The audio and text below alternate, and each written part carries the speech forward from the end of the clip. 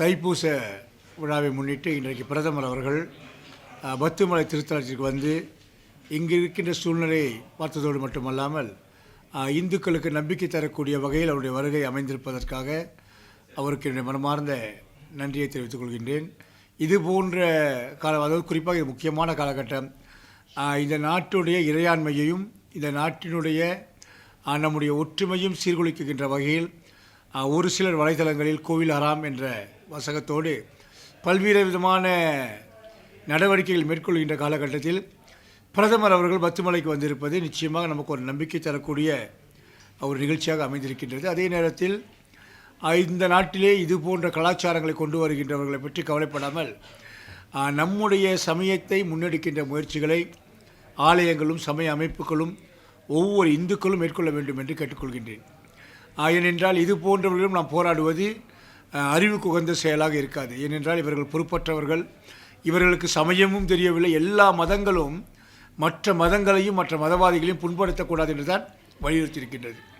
இந்த கோட்பாடுகளை தெரியாதவர்கள் பேசுகின்ற பேச்சுக்கு நாம் செவி சாய்த்து நம்முடைய நேரத்தை வீணடிப்பதை விட நம்முடைய சமய வழிபாட்டை தொடர்ந்து மேற்கொள்வதற்குரிய முயற்சிகளை ஒவ்வொரு இந்துக்களும் மேற்கொள்ள வேண்டும்.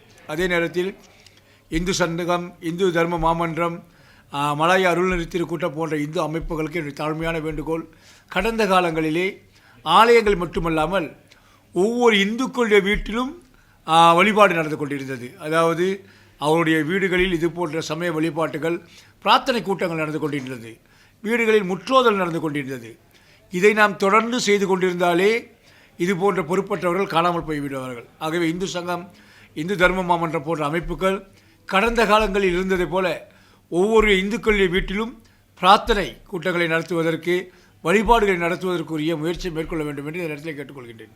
நீங்கள் பார்த்தீங்கன்னா நிறைய இந்துக்களுடைய வீட்டில் வந்து கூட்டு பிரார்த்தனை நடக்கும். அந்த ஏரியாவில் இருக்க தேவார மாணவர்கள் போய் அந்த வீட்டில் ஹவுஸ் கிளென்சிங் அப்படின்ட்டு இந்த இல்லங்களில் வழிபாடு நடத்துவாங்க, பிரார்த்தனை கூட்டங்கள். இப்போ அதெல்லாம் இல்லாமல் போன விஷயத்தான் யாரோ வந்து நம்ம வீட்டில் தண்ணி தெளிக்கணுன்றாங்க. ஏங்க, உண்மையில இறைவனை நம்புனீங்கன்னா நீங்கள் உங்கள் வீட்டில் இறைவனுடைய திருநாமங்களை சொல்லி கூட்டு பிரார்த்தனை செஞ்சீங்கன்னா எல்லா துன்பங்களும் காணா போயிடும்.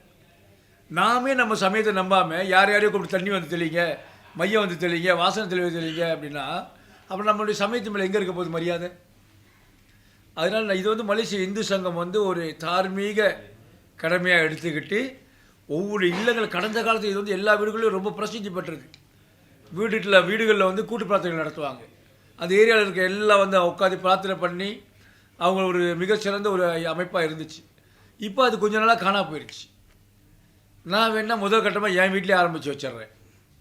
வருகின்ற 3ஆம் தேதி இரவு 7 மணிக்கு என்னுடைய வீட்டில் வந்து கூட்டு பிரார்த்தனை ஆரம்பிக்கிறதுக்கு நான் ஏற்பாடு செஞ்சுருக்கிறேன்.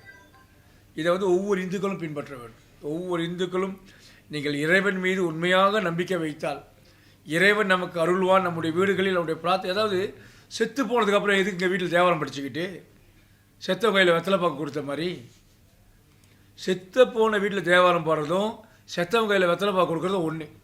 அதனால் யாருக்கும் புண்ணியம் கிடையாது.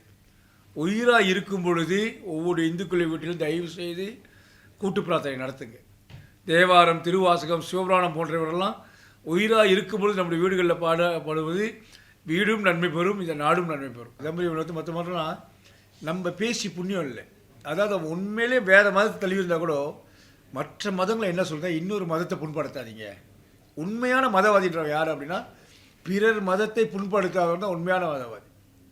அப்படி இறைவன் ஒருவன் தான்னா அந்த இறைவன் தான் அத்தனை பேரையும் படைச்சிருக்கான். அப்புறம் ஏன் போய் பிற மதத்தை குறை சொல்கிறீங்க? உன்னுடைய நம்பிக்கை உன்னோடு, எங்களுடைய நம்பிக்கை எங்களோடு. சரிங்களா?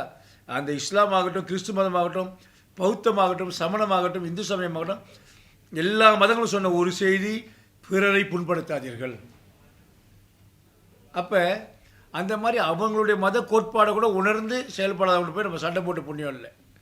அதனால இந்த ஜம்ரி வினோத்து, செகு சந்திரா இவங்க போன்றவங்களாம் நம்ம நேரத்தை வீணடிக்கிறத விட நம்முடைய பெருமைகளை ஒவ்வொரு இந்துக்களுடைய வீட்டிலும் கூட்டு பிரார்த்தனைக்கு ஏற்பாடு செய்யுங்க. இது குறைஞ்சபட்சம் ஒரு தமிழில் ஒரு வீட்டிலே கூட்டு பிரார்த்தனை ஏற்பாடு செய்யும். அதுபோது நம்முடைய அடுத்த தலைமுறைக்கு நம்முடைய சமயத்தை புரிந்து கொள்வதற்கு.